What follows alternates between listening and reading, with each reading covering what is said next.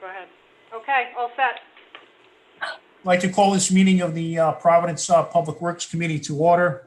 Today is Tuesday, September 8th at 5 p.m. Madam Clerk, if you can please call the roll. Chairman Correa, Present. Vice Chairwoman Harris, Present. Councilman Narducci, Yeah. Councilwoman Kerwin is absent. Councilman Taylor, Here. we have 4 present, 1 absent. We have a quorum. Madam Chair, Madam Clerk, if I may, if I can have the City Solicitor, Adrian Southgate, just briefly state whether or not this meeting is in compliance with the governor's executive order. Yes, I'd like to confirm that the meeting today is being held in full conformance with the governor's executive order and all other Open Meetings Act requirements. Thank you, Madam Solicitor. At this time, can I entertain a motion to take a couple of items out of order? If we can have a motion to take item number 2 out of order. So Motion moved. made. Motion's been Second. made by Councilwoman Harris, seconded by Councilman Narducci and Councilman Taylor. All those in favor? Aye. Madam Clerk, if you can read item number 2 into the record, please. From J. Joseph Baxter, State Court Administrator, dated March 12, 2020, submitting an easement to install 26 sidewalk security bollards on the Benefit Street sidewalk abutting the Leach Judicial Complex located on Assessor's Plat 12, Lot 119, 250 Benefit Street. This matter was before the Public Works Committee prior to this pandemic, I believe, and we had some questions that we asked to go back regarding the maintenance of the sidewalk once these security bollards were installed. We have somebody that would like to speak on this, if they could just identify themselves from the court? Sure. Good evening, everyone. I'm Julie Hamill. Despite what the name tag says there, I just logged in as Joe. But I am general counsel to the Rhode Island Supreme Court. I appeared before the city council prior to now on the same request. And Council President Correa is correct that we had submitted an application back, or a petition back in March for security bollards. We did go back after the council had some concerns or wanted us to follow up with the solicitor's office regarding the maintenance of those bollards, and we worked on an agreement. It has not yet been signed, but I think it's in good shape. We also submitted an application for encroachment at the direction of Bill Bombard, and that I think was received on July 21st, 2020. So as far as I know, and perhaps Attorney Southgate can speak on this too, we're in good shape. We have agreed to the terms proposed by the city for the maintenance of the bollards. Thank you. Madam Solicitor, would you like to speak? Yes, I can confirm what General Counsel Hamill has said to the committee. Eddie Lee Schaub from my office, who normally staffs this committee, has been working to develop the maintenance agreement with the courts, and they have reached agreement. I think we're all set to execute. I'm sorry that I can't tell you, as I sit here right this moment, that it has been executed at our end, but we are prepared to do so. Okay. Could somebody just speak briefly on what the agreement is? The agreement is generally that we will maintain the bollards. We will take care of replacing the bollards themselves, and I believe any adjacent sidewalk areas that the bollards are connected to. So that is, in sum and substance, we're agreeing to that, to take on that responsibility. Snow maintenance, snow removal, things of that nature. We will maintain that. Mr. Councilman Narducci. Chairman, if I may, thank you. I'm hearing that there's an agreement made or talked about, but I also heard that this agreement has not been signed. I don't know if it's something we can that I feel comfortable moving on if I know there's an agreement, but the agreement's not signed, because what stops it from getting passed through this committee tonight, and then all of a sudden the agreement, for whatever reason, does not get signed, and we're back to square one, and now we have no authority over it, you know? So, I, go ahead. I certainly understand that. I think we have a chicken and the egg problem, at least from where I'm sitting, because, you know, the judiciary, the administrative office of state courts, we would not sign an agreement unless we knew that we had the green light from the city to actually install these things. But I can tell you, as an officer of the court, that, you know, we hammered out language and details, and, you know, I think the intent was just to wait until we had the approval and then execute that. Now, if you want to pass a resolution, you know, pending your advice from your able counsel that it's approved pending the agreement being signed, you know, I'm comfortable with that. If that's something that, you know, this body typically does.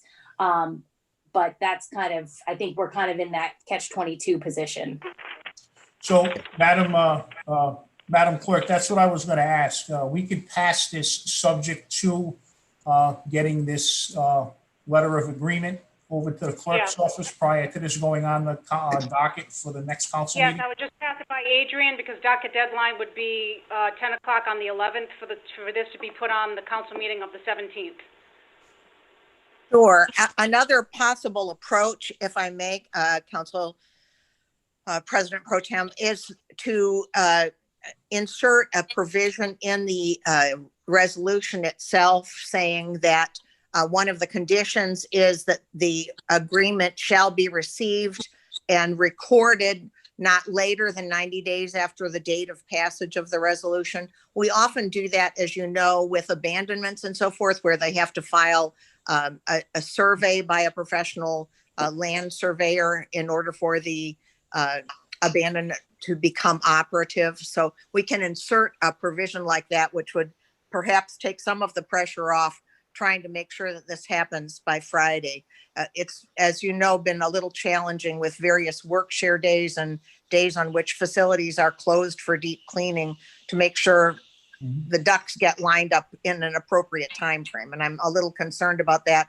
I know the court system would like to be able to move forward, and I certainly understand their concern that they not bind themselves to a maintenance agreement if the city isn't willing to grant them this easement.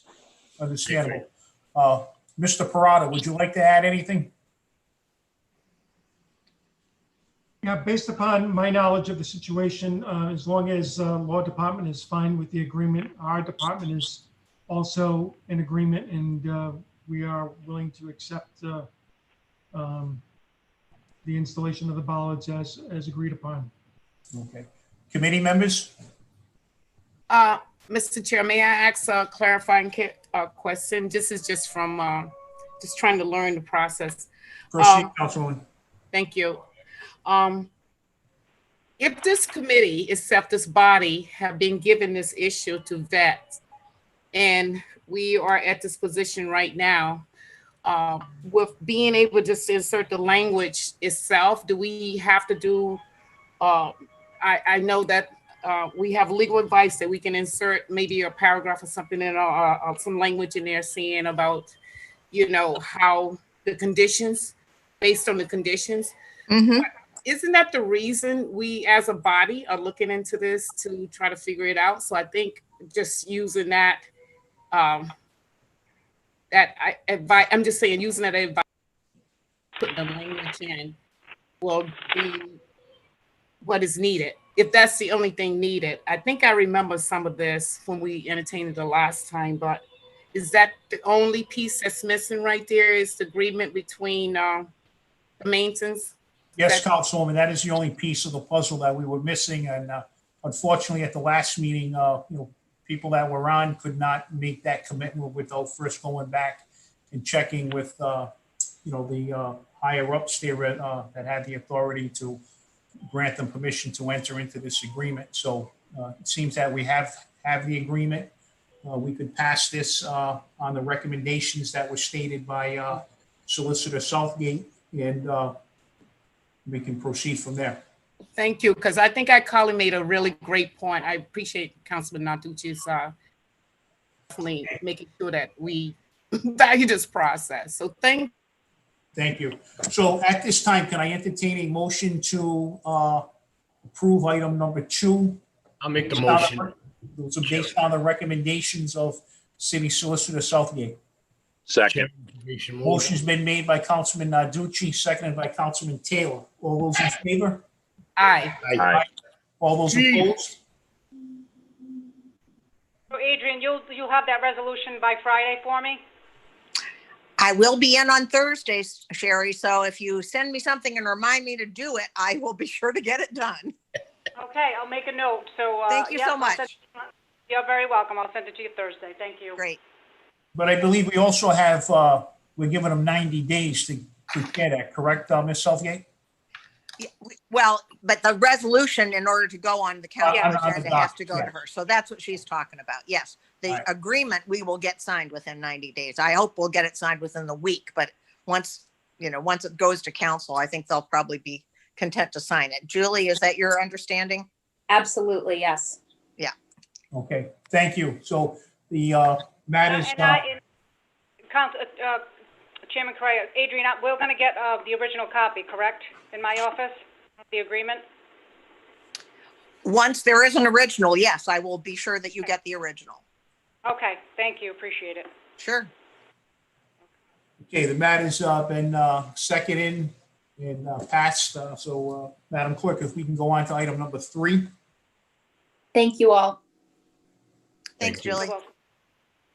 Petition from Andrew M. Tice, Esquire, AICP, Ursullo, Tice and Rich, Limited, 2 William Street, Providence, Rhode Island, 02903, requesting a permanent underground easement below a portion of Brook Street.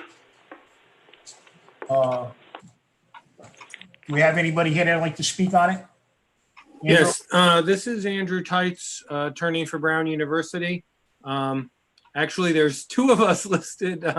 Paul Dietl is also here under my name, I guess, because I had forwarded him the link to call in.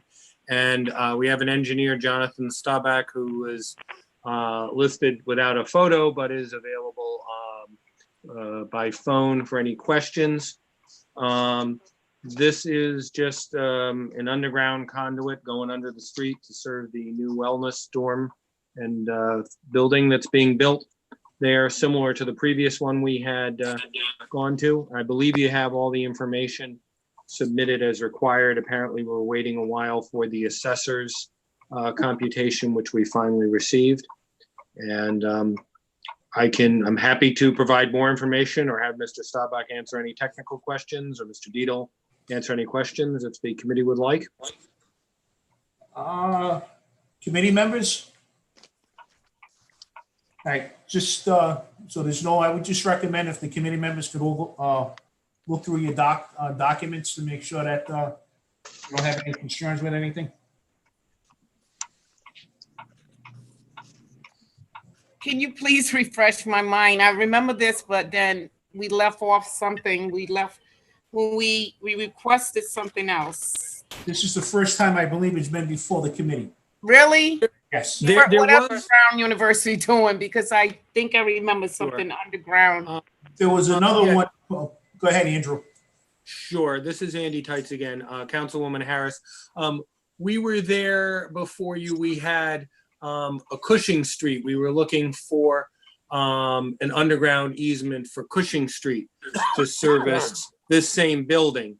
And then it Okay. was only later that we also realized we needed the connection through Brook Street. And then COVID came and that's what delayed it. We had actually been hoping maybe we could try to squeeze the Brook Street one in at the same time in the Cushing Street. And I think I had given you a heads up at the Cushing Street hearing that we'd be coming back. And so now we're back for this. Thank you. I know I remembered you from before, so thank you. I know deja vu. Okay. Thank Yeah, you. no, same building, different street. Thank you. Chairman, if I may, Councilman Narducci. thank you. I'm looking at the figure 2, and I'm looking at Brook Street where they got the black line going across. Then obviously right above it, you got the Cushing Street intersection. Is this lot number 314? Is that the area that's going to be serviced? I'm Mr. just, Tyson? which plan are you looking at? I'm sorry. That's Councilman? okay. It says on this, it's figure 2, VHB project location area, Brook Street, Brown University.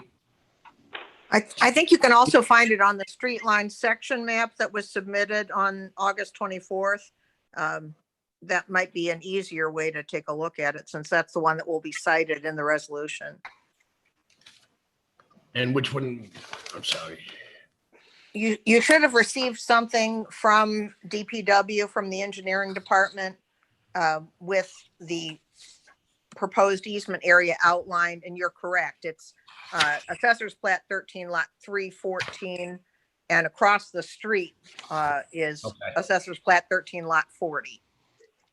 Okay. Yeah, I got it. Thank you. Sure. There, we can have Mr. Staubach testify to that if you want any further information. Or Mr. Dietel, can you confirm that they're both Brown properties? Councilman Narducci, So, are you looking for a better explanation? Yeah, just a little better. Okay, proceed. Okay, could I ask Mr. Paul Dietel to first give your name for the record and spell it, since it's not there on the screen? And then if necessary, we'll have Mr. Staubach as well. sure, yeah, sorry about the name confusion. I am logged in on Andy's link. Paul Dietel, that's Dietel, Assistant Vice President for Planning, Design, and Construction at Brown University. And I can confirm with you that Brown University owns the property on both sides of the street. The street where the Narragansett National Grid equipment will be located is called Pembroke Field. The equipment is going adjacent to the Pembroke Field House, and the duct bank in question will bring secondary power from the transformer to the new Wellness Residence Hall on the other side of the street. I believe the former street address was 450 Brook Street, which is a parcel owned by Brown University. Thank you. Welcome. Okay, so I have looking at the paperwork, I see that there's no objection from the police department, fire department, and the Department of Public Works.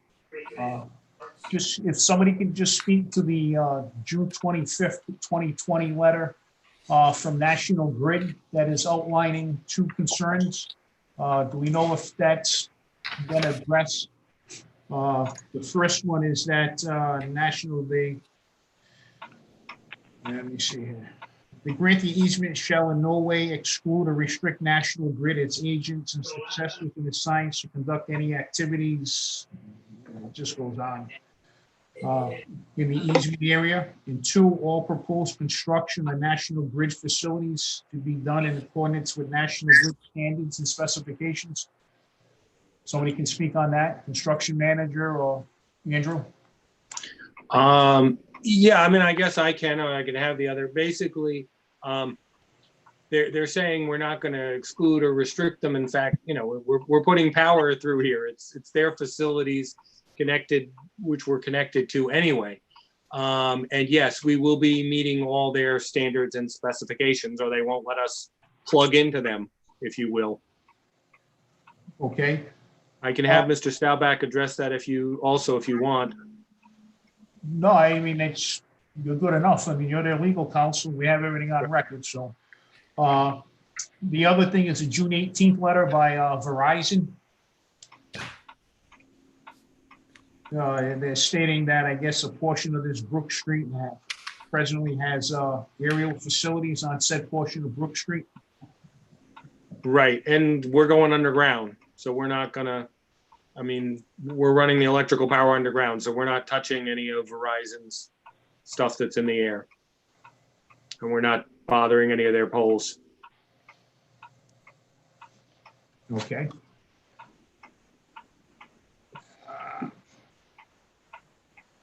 So basically, then that's everything here looks good. There is one the letter here from the tax assessor's office. In order for this to get approved, you'd have to have a check to get this on the next council docket by 10 o'clock on Friday. I'm looking for the page, I just had it. So the tax assessors have come up with a valuation would be $3,375. And we would need a check by 10 a.m. this Friday to get it on the next docket for the council. Yes, we understand that and are fully prepared to do that. Okay, Thank you, Andrew. If you could just have it to the office made out to the city of Providence in that amount, I'd appreciate it. Right. Sherry, is that your voice that I'm hearing? That's me. That's me. Okay. okay. Yes. We'll Adrian, have it to the city. Yes, sir. the law department, yourself or Addie had the chance to go over all this and everything's been good to your satisfaction? It is to my satisfaction. I will ask Sherry to send me or to scan and send me a complete packet because I did not, perhaps Eddie has, but I did not see the National Grid or the Verizon letters. And I just want to make sure that I have those as well as the assessor's valuation, since I'll need to prepare a resolution. Absolutely. I'll scan everything in for you tomorrow and send it over. Got it. Thanks. Okay. You're welcome. Committee members, any questions? All set, Chairman. All set. At this time, can I entertain a motion to approve item number 3? Motion made. Motion Second. been made by Councilman Narducci, seconded by Councilman Harris. All those in favor? Aye. All those Aye. opposed? The ayes have it. Thank you, Andrew, Paul, Councilman Narducci. There's no other items to vote on, so Yeah, we if have we, We have number 1. I have to go back, Chairman. The number 1. Thank you very much. oh, I know, we have number 1 and number 4, but there's nothing to vote on for him. Well, no, we have okay. a quorum. So Okay, so, all right, Madam Clerk, if you can read item number 1 into the record. Thank you.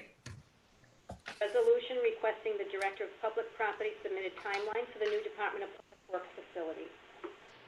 So at this time, during the pandemic, it's turned the entire world into chaos. So there's been some time restraints that haven't been met regarding this building. I know that some of my colleagues are asking, like, where do we stand and whatnot.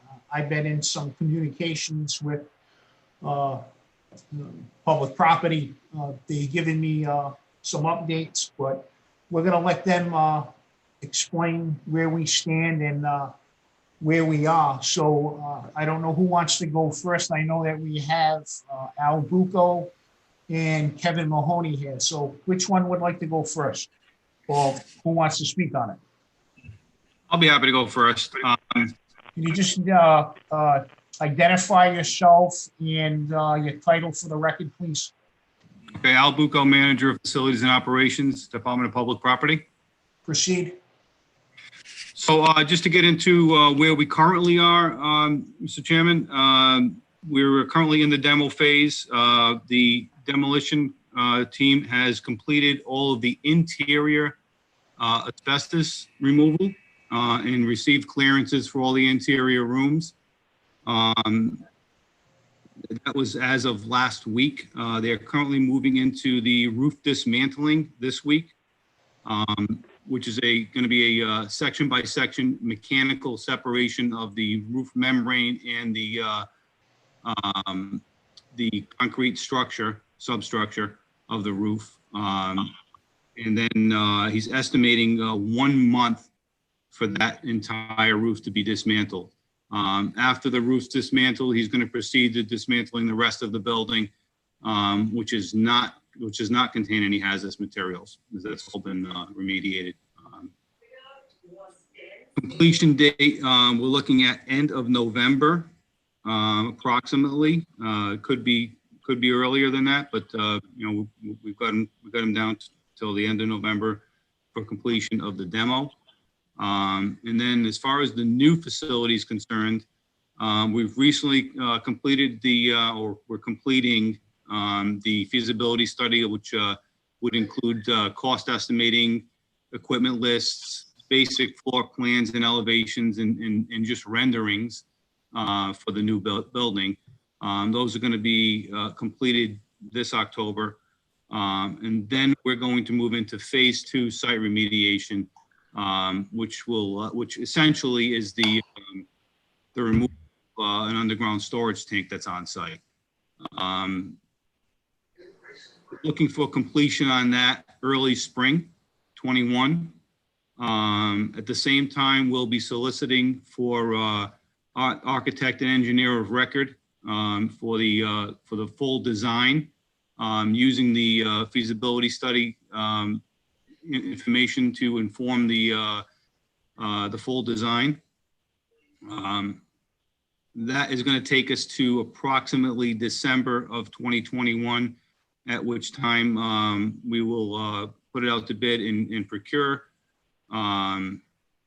Mobilization looking to begin in spring 22, with construction starting spring of 22 through summer of 23. Mr. Chairman, if I may. Chairman Correa, you're muted. Chairman, you're muted. Sorry. That's okay. Thank you, Mr. Al Bucco, for that. Councilman Narducci. Thank you. I just don't know why we haven't started the design phase back, maybe a year ago, a little more than a year ago when we first started this process. I mean, it's been being kicked around for a while. And from what you just said, Al, we're waiting for the design, and then we want to put it out to bid to see, I guess, who we pick to design the building. I mean, why couldn't this portion of the project be done, like I said earlier, way back when? Well, we just received funding for this about a month ago. Well, but I thought we had set aside the funding back when. So if I may, I mean, yeah, it's this funding has been put in the capital improvement thing for since last year. Right. Yeah, but I didn't We've get. been working with, go ahead, Al. I'm sorry. Go ahead. No, I mean, we've gone through this prior with the previous directors up there in public property. And, we were told that things were moving along and, we were going to be working with an architect. We would be doing this and that there. And we're in this phase and this phase. And now we get a whole different timeline put forth by yourself, which I'm going to, no fault of yours, but we know that something's going to end up happening with this timeline once, with your departure coming October. We're going to have a new director in there that who knows what's going to happen now. Like everything is going to be all back, dates are going to get all done. So, I mean, we are concerned with what's happening right now. So there is moment. So to answer the first part of that, the funding for this is in the 2020 CIP, which while it may have gotten approval some time ago, the actual dollars to go ahead and spend, we didn't get the okay for that until about a month ago. So, it's whenever they sold the bonds or whatever that happened. I don't have any part of that, but, that's.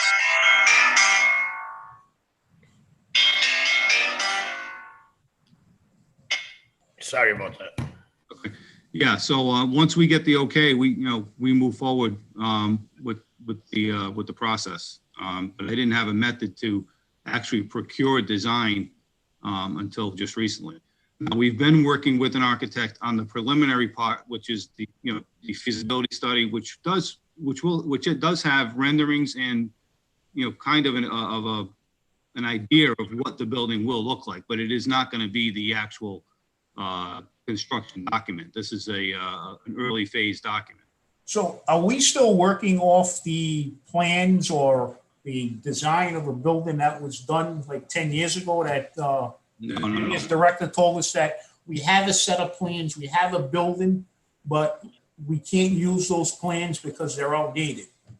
Yeah, that was the initial study done. I think Narragansett Bay, I think, helped us with that back in 2007, which outlined a plan to rebuild that complex, which had a lot of information that helps to inform this current feasibility study. But things had to be updated, cost estimating has to be put in place.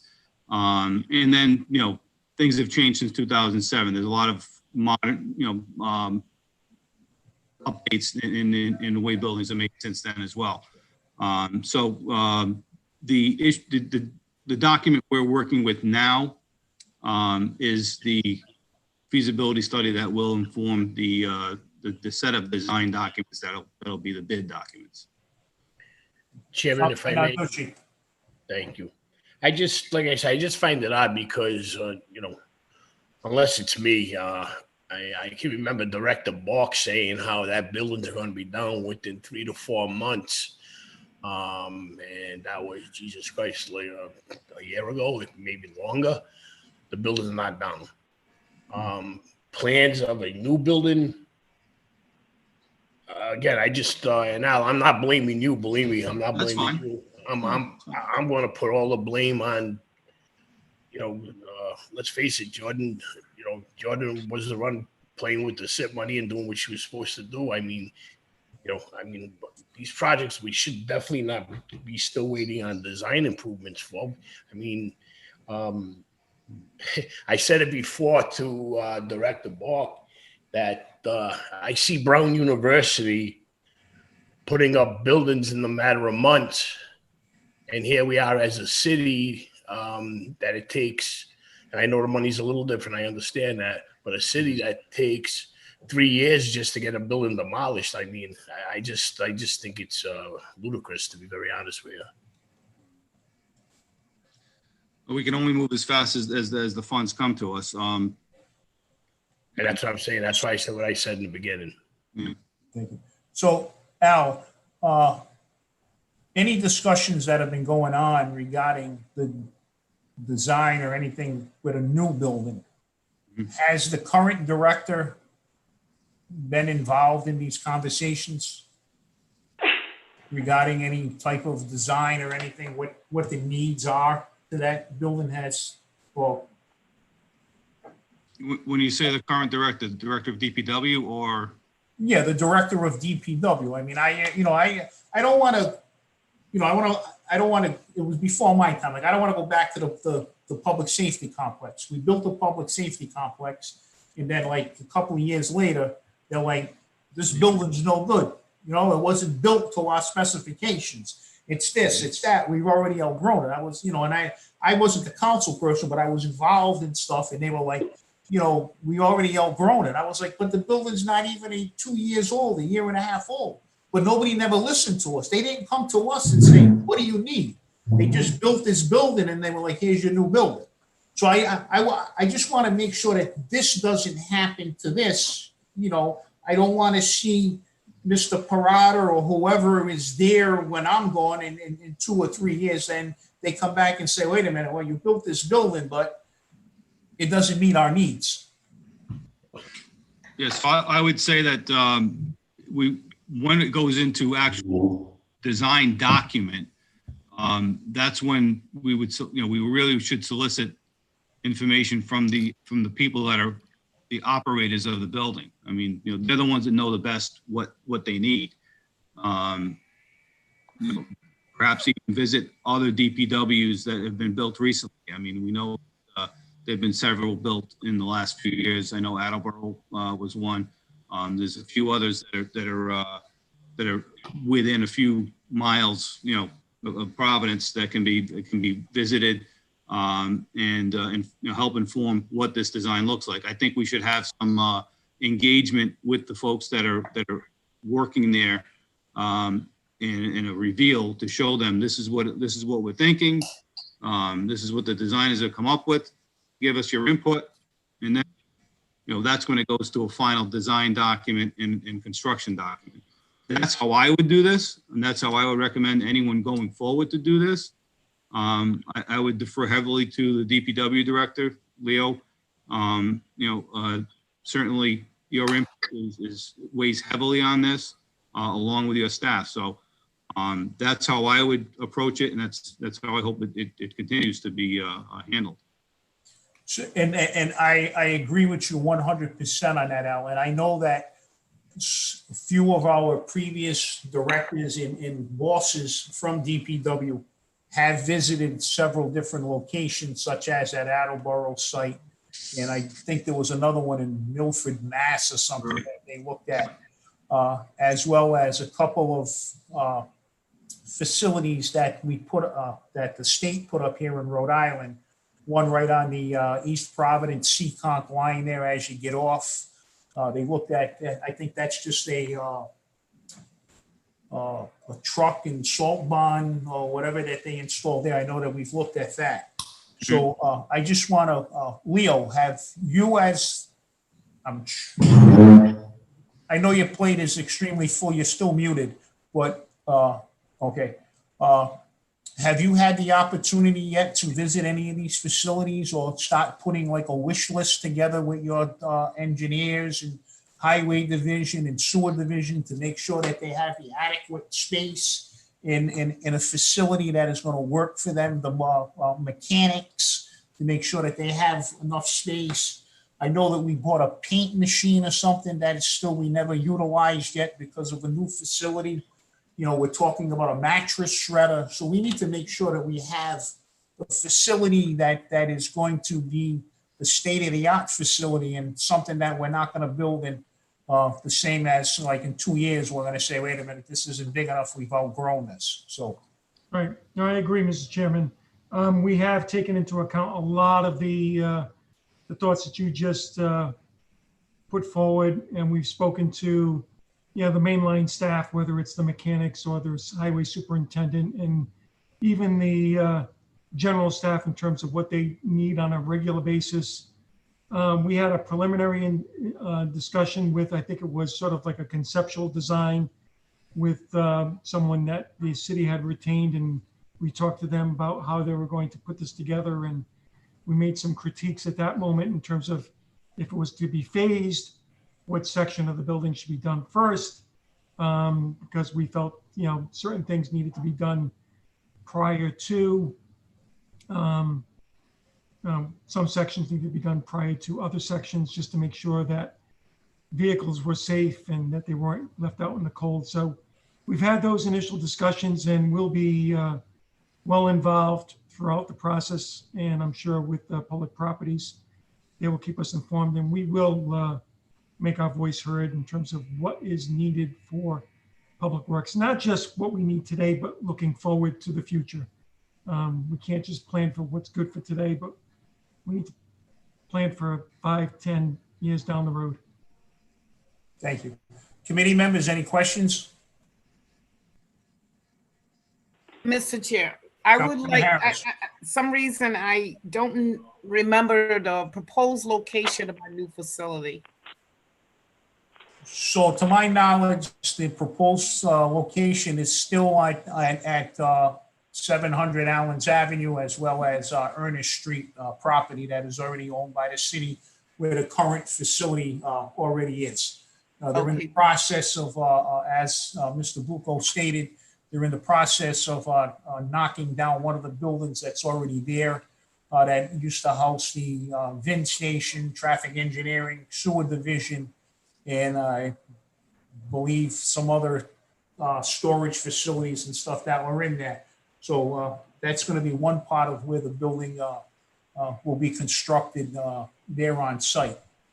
And then as we go on, I believe the other building next to it that is currently has the storage, the cold storage side, the highway division, and the mechanics and all that. Once that building is done, the new one, they'll probably knock that one down and we can construct something over on that site. So that's where we are, Councilwoman. Okay, thank you.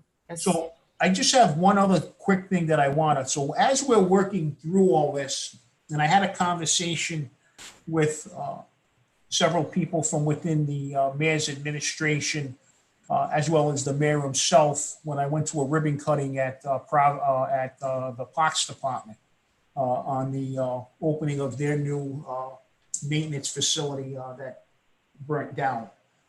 Leo, I know that some of the concern, since we moved everybody all in, everybody's in tight, close quarters, and it's a real bad situation, tight situation. We had a matter of fact, I believe Councilman Narducci was involved in this conversation with me. I brought it to his attention. Currently at the Parks Department, we have 2 or 3 office trailers that were down, that they were utilizing there in the Parks Department for their employees.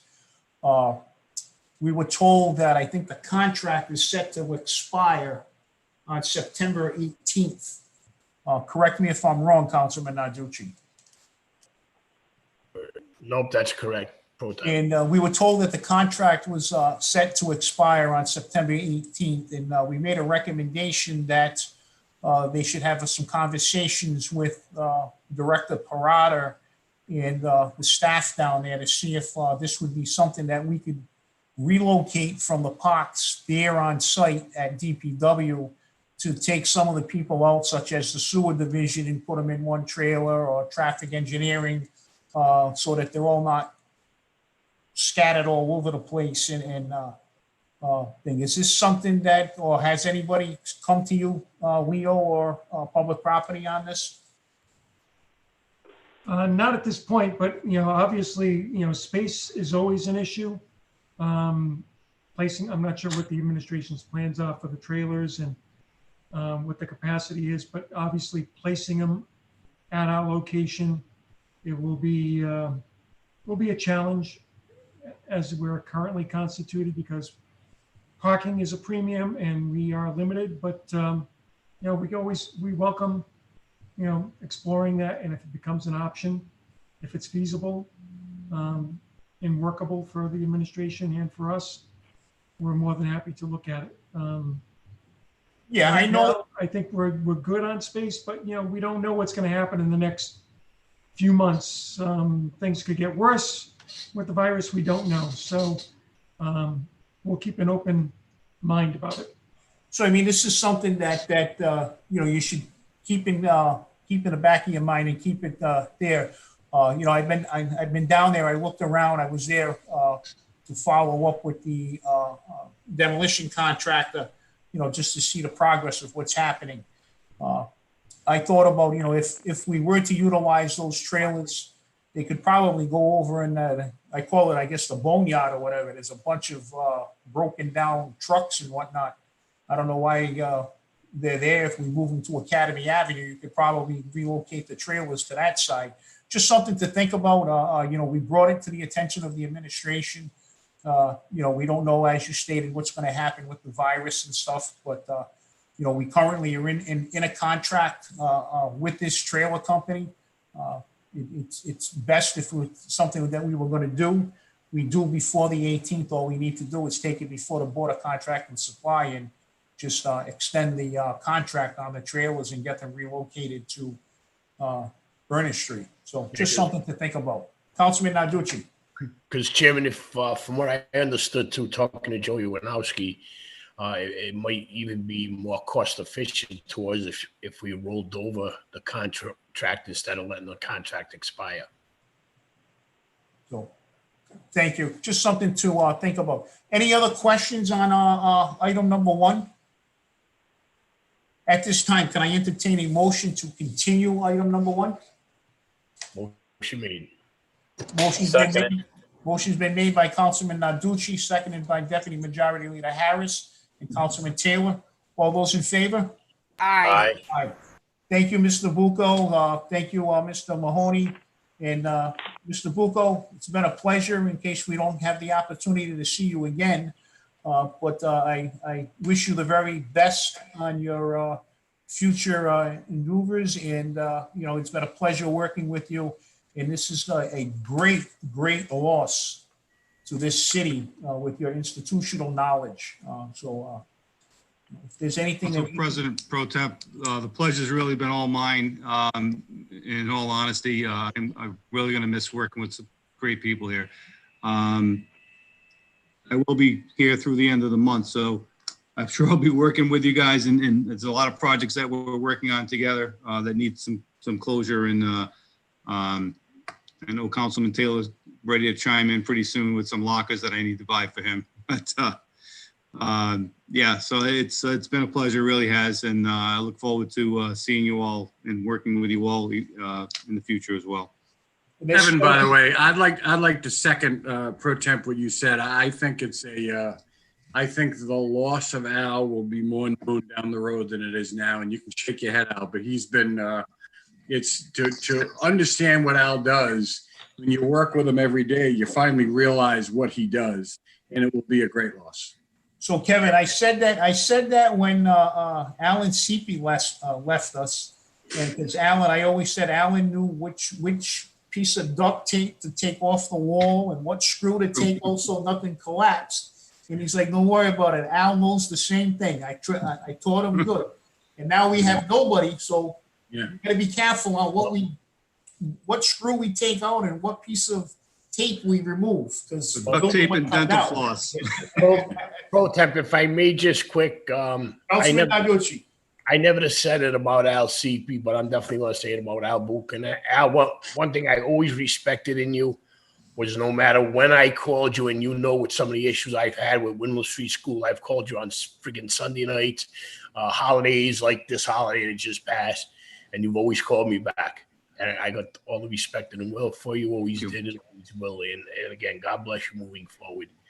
I gotta say, if one last thing, if I was in a position to keep you on for my next term, I would give you whatever raise that you possibly needed to get us through this, because we have a lot of CIP projects going on, school construction and everything, and you know we're going to be in a jam. You're going to be greatly, greatly missed out. So this is on the record, right? It is. Yes. Pro Tem, if I may. Right, Okay. Councilman Taylor. Al, my lockers. No, I'm only kidding. No, I'd like to just reiterate what everybody's saying. I think it's a great loss to the city. Plus, working with you when I was a fireman through the fire department, not only a city council, the fire department, I know it's going to be a big loss for them because you were the go-to guy to get things done in the fire stations, and have always been there. So it's not only a loss just for us at the city council, it's going to be a loss throughout every department in the city. I wish you well. Wish you change your mind. Hopefully maybe Councilman Correa can work on getting you a big raise or something. I don't know. But I tried in the finance meeting, but I thank you. I thank you for your service, and you will be greatly missed. And hey, good luck in your future endeavors. He already opened the bar in the Bahamas. Mr. Chairman. Hey, Councilman Harris. Yes, Mayor Chairman. I want to say, yes, it is a great loss. I think we learn a lot from each other in the city. And that's one thing Al took a minute to do, was like, just take a minute to explain to us process and what that process means. You know, Councilman Narducci just said, oh, look at Brown University and pop things up. But we have a hard time getting buildings up in our own city. And the process as a new council person discourage you. So I want to thank you for not only being a good person for us as a city leader, but also as a good friend. Thank you. Very kind words. We're gonna miss you. I wanted to rough you up a little more, but I guess you're gonna run out before my 2 years is up. No. So I know we got some major things happening in your ward with Davy Lopes, and there's some big things happening over there very, very shortly. I appreciate you. Thank you so much, and I wish you a lot of luck. Hey, Councilman Narducci, final thought. Yes, Chairman, I just have to go. Would somebody just reach out to me about this? We will get back to you on the street sweeping. You're breaking up. Yes. Thank you. I'll see you guys later. So I'll make sure that the sweepers get there in the spring of 2021. Well, hey, Well, I know things will be different in 2 years anyway when we have a new mayor. All right, thank you, Councilman. All right, so thank you, Al. Thank you, Kevin. Thank you. Madam Clerk, if you can read item number 4 into the record. Discussion relative to street sweeping. The following have been invited: Leo Parada, Director; Sal Solomon, Superintendent of Highway. All right, so this matter's before us. There's been several resolutions, several amendments to an ordinance or an ordinance that has been submitted to the ordinance committee. A lot of council members have questions and concerns regarding street sweeping, the number of times it's being done, just the overall conditions of our streets. People are not being properly notified with parking permits. They continue to park on the street. Signage or when the street sweepers are coming, etc. So, Leo, what do you want to start off? Thank you, Mr. Chairman. So we've made a number of improvements. I know that notifying residents and getting the message out has always been problematic for the department, and we've made some changes to the way we've done things.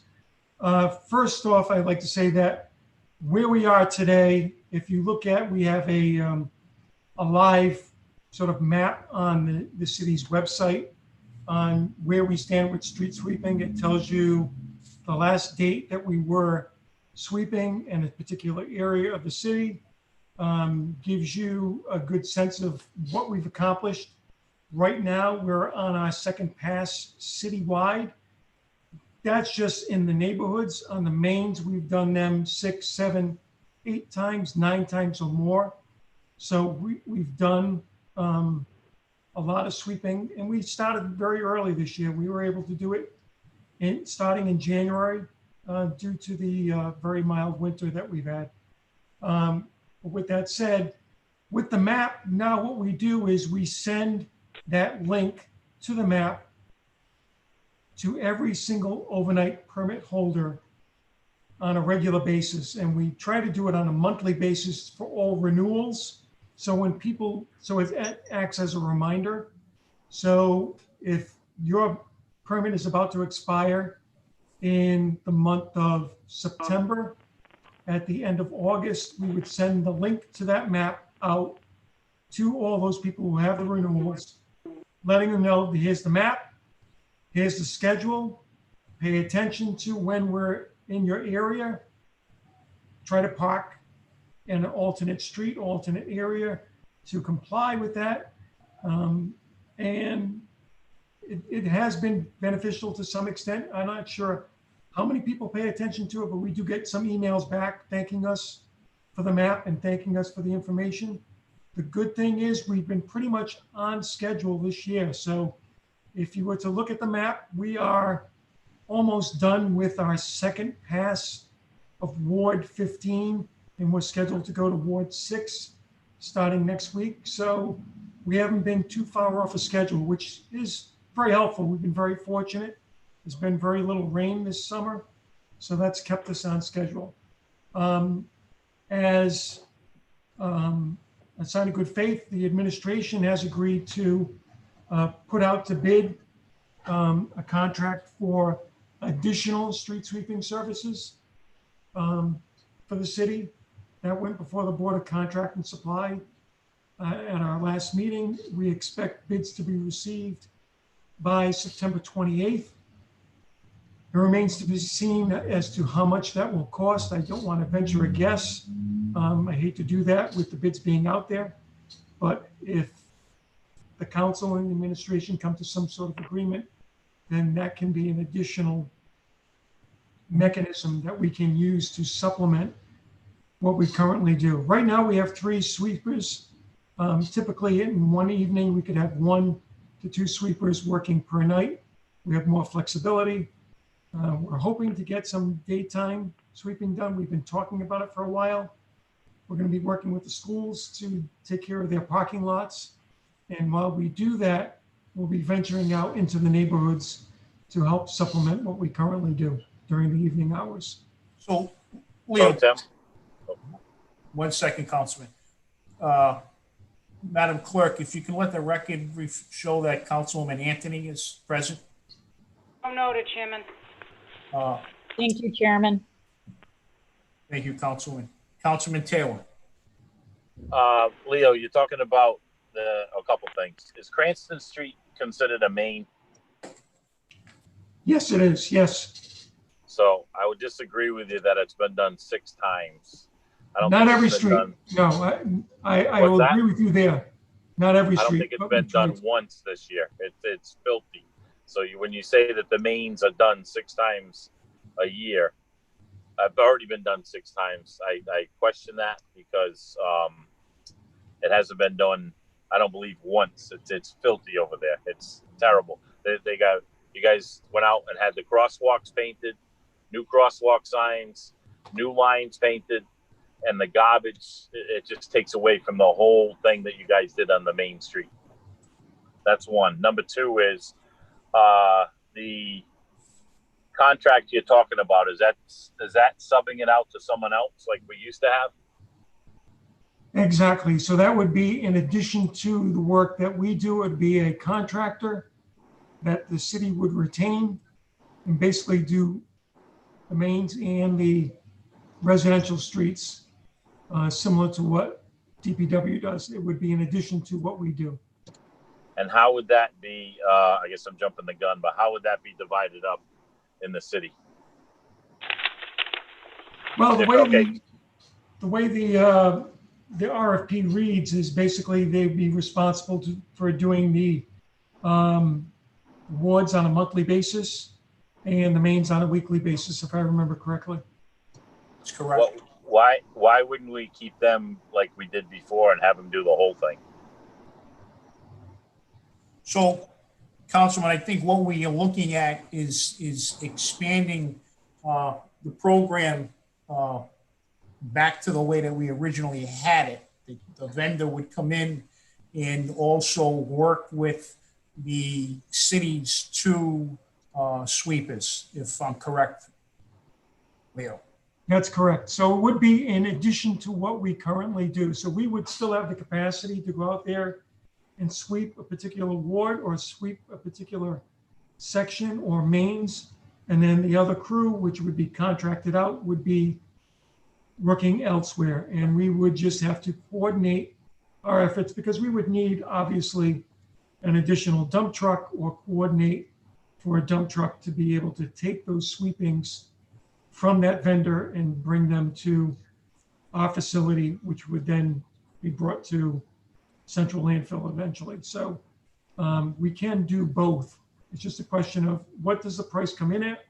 And So, Councilman, what it would look like is prior, we used to have, the vendor would have 4 machines a night and we would have our 2. So we would end up having 6 machines out sweeping the streets or sweeping the entire city at nighttime. Currently, we only have 2 machines that go out, sometimes only 1. So putting it back out, it would benefit. Okay, so I guess my one question would be, if the room we're talking, the work share, if we extend that to the end of the year, how does that affect in other words, the street sweepers that are out there, if we get 4 of theirs, 4 of theirs, they're not probably going to be on work share. They're going to be out every night. So there's currently, what are we going to do for our trucks that they're going to need if our guys are on a work share program? so currently right now, and I'm not 100% on it, but there is discussions regarding the work share officially ended, I believe, this work week, correct, Leo? that's correct. That's for this week. We don't know what the future weeks will bring. We don't know what's happening, and we've been in discussions with, when I say we, the council leadership has been in discussions with the administration, as well as Mr. Parada, making the Department of Public Works essential and not having them participate in this work share program, the same as they do in the Parks Department. But that is still in negotiations, I believe. So when would we, if the thing passes, when would we expect those other four, or those of the other company out there in October? The bids are due September 28th, so we would have to go through those and then have it approved by Board of Contract and Supply, potentially even approved by City Council, depending upon the pricing. So you're probably talking October, November, but that's not unusual. The last time this went out to bid, looking back at the history of it, it was similar to that. And they were able to sweep. We've been able to sweep through December and January. Once it, either you get snow on the ground or you get ice, then it becomes problematic. But looking back at last winter, we were very fortunate. We swept through January, we swept through February. If we're able to call in, whether it's our guys or a private vendor, if the weather is good, we bring them in. We see no reason why we shouldn't do it during the winter months, as long as we're able to perform the way the sweep is, allowing them to function properly.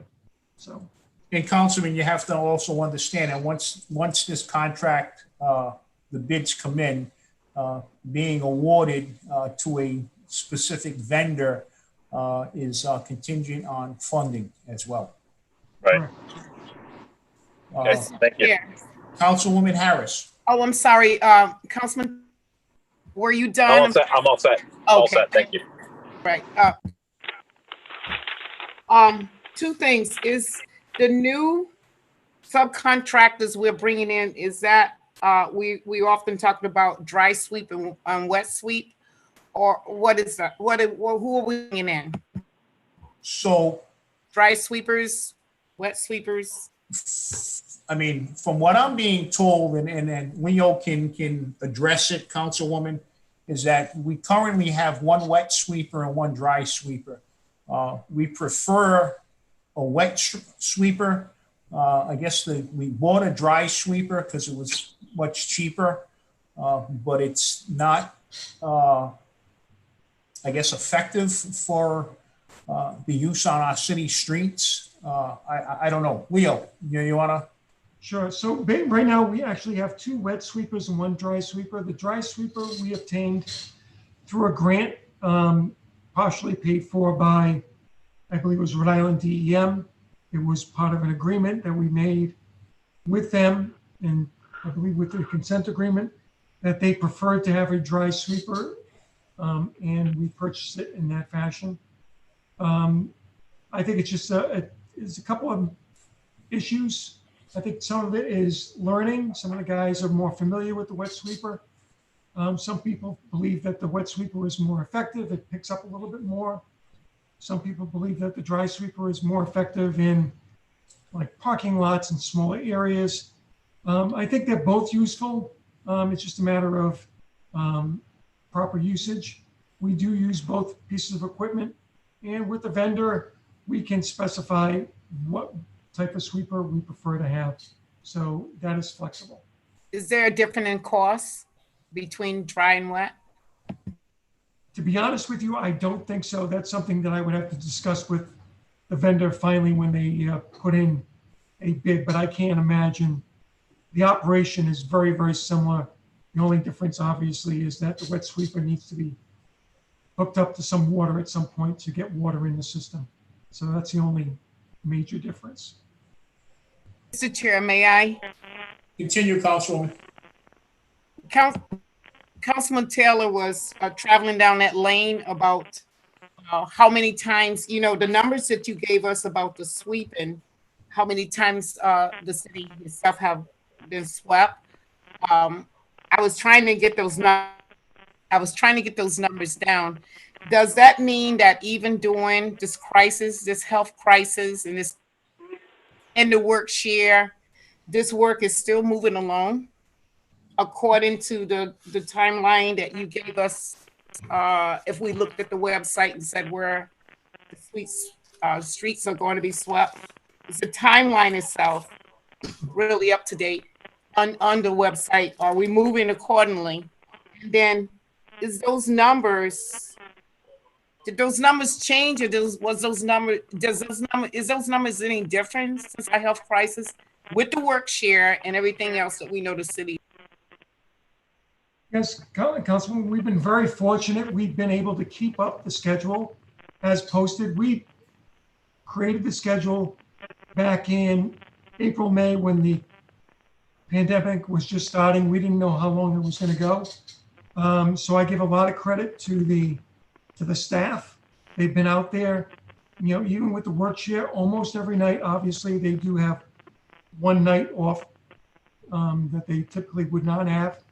But we've been fortunate because we've had very little rain. Rain is typically what will shut us down for an evening.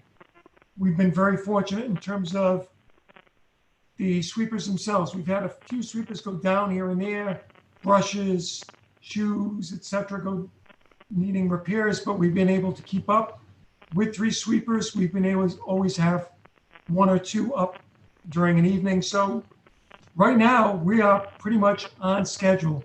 If we had, an additional private vendor, that would just give us an added layer of sweeping that we would be able to provide to the public. I always look at it this way. Can we always do better? Absolutely. It just becomes a question of, what are our resources? What are our time? What's our manpower? And what is going to be, what the city can afford. So can we always do better? Absolutely.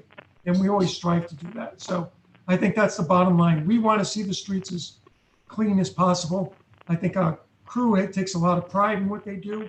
And they've been out there on a regular basis and they've been able to keep up with the schedule, which is great. Well, I'm glad to hear that. I believe we need the extra. We definitely need the extra. Some way or the other, the city seems to be getting more filthier. I don't know. Maybe it's the atmosphere right now. I don't know what it is, but that's everywhere. I'll second that one. Oh, is that a motion?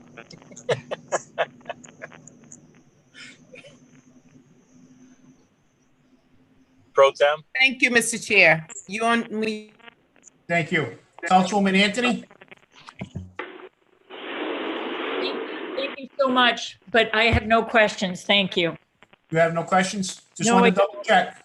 I appreciate it. Thank you so much. Okay. So, Leo, if I just may go back, I just want to echo the same words that Councilman Taylor has mentioned, and also some concerns from multiple colleagues of mine. And you've been involved in some of these offline discussions that we've have had. So, Manhattan Avenue is the same way. My colleague, council president, is complaining daily about the amount of trash that's on Manhattan Avenue. And we keep, telling her that it's been swept and it's this, and we've just done it 2 days ago or whatever. I find it hard to believe that a lot of these second mains are getting swept 6, 7, 8 times. I know, as you stated, not everyone, but I don't know which ones are getting swept 6, 7, 8 times when some of these streets are going untouched, it seems. I've gotten Atwell's Avenue, and that's a busy street. And, I see that when you say that it gets swept, I see that, the sweeper went and swept Atwell's Avenue, but they only went from like downtown to Harris Avenue, and they go back. What about the rest of the street? I know that, okay, we did the business district, which is great. It's a tourist attraction or whatnot, but why didn't we send the machine the whole entire length of Atwell's Avenue? It's, then we get calls from our constituents. Well, the sweeper goes in and does Olneyville Square, and it only goes on Manhattan Avenue as far as Delane Street. and then turns around and goes back. Why doesn't he just do the whole stretch of Manton Avenue and Atwell's Avenue? I understand. And I can talk to the highway superintendent. You know, a lot of times they do the business districts, they do them in a grouping. You know, they'll do the Federal Hill section, and they'll do Broadway, and they'll do the business section of Manton, because they do get a little dirtier. So it does take a little bit more time to do those. They clump them together. But can we always do more? Absolutely. Figuring out how we do that, I think, is the trick.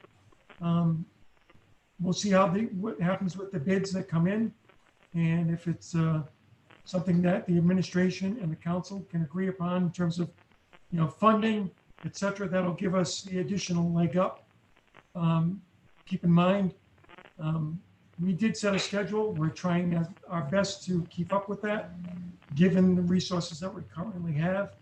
And, you know, it's a challenge, but we're doing it. And thank you. And also to go back on, you mentioned that we're going to begin sweeping the schools. Why are we doing that now? Why shouldn't it? That should have been done like we had since March during the pandemic. I mean, you know, now the kids are going to be going back on the 14th and whatnot. Teachers are already in there with cars. So now we're going to take away from sweeping at nighttime to go do the schools at night. I mean, when we could have done this all summer, spring, summer, and when during the day when there was nobody there in the parking lots. Actually, we just got the request last week from the school department and working with them. And we will be doing it. Our plan is doing it during the day before we can, before the schools open up, and they're being coordinated with the school department so that we can handle it and not take away from our nighttime sweeping. So it's our plan to do that and get it done as quickly as possible. Okay. And the other questions is that what can we do to better notify people? I mean, so I look at some of the other municipalities, like I looked in like Boston. Boston has, they have signage up that states about street sweeping, the hours that it's done, in toll zones. And if you look on their website, they post the streets that are going to be done. And if there's cars that are parked, like if people fail to move the cars, they tow them. I mean, I don't want to start towing people's cars, but what do we, you know, so, you know, a couple of my colleagues asked about signage, better cars, you know, try to get the cars off the road. Is there something that I don't know what we can do. Like, you know, you look at some of the streets where you see the street sweeper and it zigzags out of in and out of cars or just misses entire lengths. I mean, what can we do to try to better notify people? It's the same thing as snow removal, basically. Yeah, you know, your comments are well taken. I mean, I think it's an expensive proposition and time consuming to put up permanent signage. As you can imagine, there are hundreds of miles of roads and you pretty much have to double it. You got too many signs on the poles now. I mean, you don't know what sign to look at when you look on a pole. Right. Too many signs. Right. So you know, you get sign overload. So we've attempted to at least, you know, make it at least more predictable with the mapping and sending that mapping to our overnight permit holders so they're aware of what's going on a regular basis and they can actually see when streets are swept. I think the next phase of that, as we become more predictable in terms of what we do, is being able to send that out on a regular basis to people. Obviously, you know, we have to be very accurate. In other words, if we're going to say that we're going to sweep, say the Platte where Grove and Ring and Tell and Penn Street and Ward 13, if we're going to do that on a particular evening, I think we need to be very accurate and predictable for the residents to say, yes, we're doing it that evening, and make it so that it's going to happen. Because, the last thing we want to do is say we're going to do it that evening, a week in advance, or maybe 3 or 4 days in advance, and then not have it happen for a couple of weeks. Because then we just end up aggravating people and putting people off in terms of where they can park, and they get, put out, and it just becomes more of an aggravation. So I think the more predictable we can make it, the more accurate we can make it, the better off we'll be. I think we're getting there. I think the map is a step in the right direction, and having dates associated with the timing of it is better. I think as we get closer to refining how close we can be to an area, I think the better we'll be. But we're still a little ways from that. Okay. Finally, for me, I'm going to use Atwell's Avenue, Manton Avenue too. Are you aware of, like, on Atwell's Avenue, we've Captain San Lucas from the police department has been out tagging the cars here, because we've been creamed with cars on Atwell's Avenue from, like, Valley to Manton. I mean, this could be a reason why too the sweeper doesn't want to come down. We've been tagging an average between 30 to 47 cars overnight parking just on Atwell's Avenue alone during this small stretch. I mean, I see this as a problem that's going to hamper not just the street sweeping, but snow plowing as well. So just something that we can be aware of, and I don't know what we can try to do. Right, that is an issue. I mean, and unfortunately, the mapping and the messaging is going out to those people who are in compliance with the law, right? So they're the ones who taken this step to get a permit, acknowledge that they need to get a permit, park overnight, and they're being responsible. It's those other people that you just mentioned that either A, they don't pay attention to the current ordinance, traffic regulation. For whatever reason, they haven't availed themselves to the process of getting a permit, don't believe in it, whatever their reason is, or they may be just visiting for the night and not be totally aware that they need to obtain a permit. So maybe making the permit process easier will solve some of that, but that will always be a problem, whether it's now while we're sweeping or during snow plowing operations. Obviously, if people do not comply with the city ordinances about getting a permit, they're never going to be notified that, you can't be on a certain street because we're sweeping it or we're plowing it. Yeah, they may hear it on the radio or for snow plowing, or they may see it on TV, but and I know, typically we have to set the tone very early in the winter months with the assistance of the police department. We get a major storm. It's very important we set the tone early on, that we tag and tow on that first storm. If we don't, then we pretty much lose it for the rest of the winter. If we set the tone early on, I think the message gets out pretty quickly that the city means business, that we don't want you on the street when we're plowing. It's not good for us in terms of our effectiveness, and it's not good for public safety. Okay. And then just my final thing is, I just want to, I know that we've been in discussions about putting a sweeper out during the day. Mm-hmm. I get what people want to do. They want to, show that we're out there, we are sweeping. Just my own personal thought, I think that it's a waste of manpower in doing it during the day. I mean, there's way too many cars on our mains and secondary streets. I mean, there's a lot of traffic during the day. I just don't see it being very productive, but that's my opinion.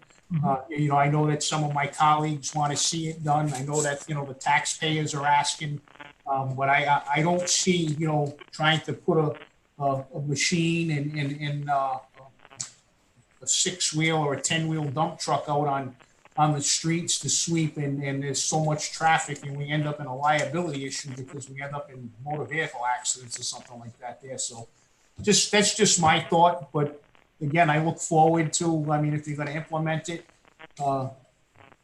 whatever, but I just question the effectiveness of it. I Councilman understand. Taylor, I am all set. Thank you. Councilwoman Harris, I'm all set, Chairman. Councilwoman Anthony. I'm all set. Thank you very much, Mr. Chairman.